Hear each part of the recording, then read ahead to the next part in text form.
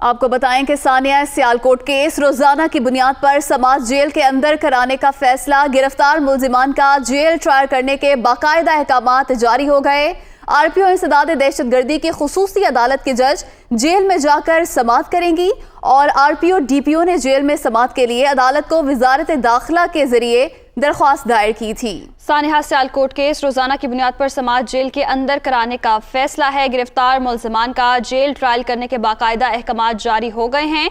इंसदाद दहशतगर्दी की खुसूसी अदालत की जज जेल में जाकर समाअत करेंगी, आरपीओ की जानिब से बताया गया है। और डीपीओ ने जेल में समाअत के लिए अदालत को वजारत दाखिला के जरिए दरख्वास्त दायर की थी। सानिया सियालकोट केस रोजाना की बुनियाद पर समाअत जेल के अंदर कराने का फैसला, गिरफ्तार मुलजिमान का जेल ट्रायल करने के बाकायदा अहकामात जारी हो गए हैं, आरपीओ की जानिब से बताया गया है। मजीद कहा गया, इंसदाद दहशतगर्दी की खुसूसी अदालत की जज जेल में जाकर समाअत करेंगी।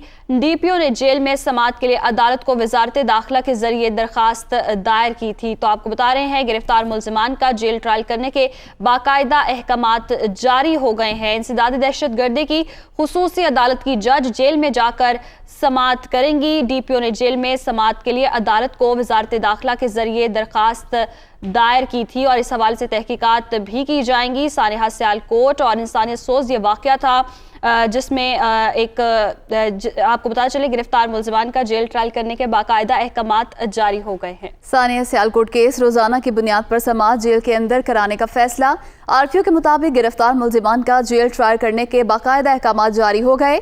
इंसदाद दहशतगर्दी की खुसूसी अदालत की जज जेल में जाकर समाअत करेंगी। डीपीओ ने जेल में समाअत के लिए अदालत को वजारत दाखिला के जरिए दरख्वास्त दायर की थी और रोजाना की बुनियाद पर समाअत जेल के अंदर कराने का फैसला किया गया है। इसी पर बात करेंगे। नुमाइंदा दुनिया न्यूज़ उमर फारूक हमारे साथ मौजूद हैं। जी उमर, बताइएगा इस हवाले से।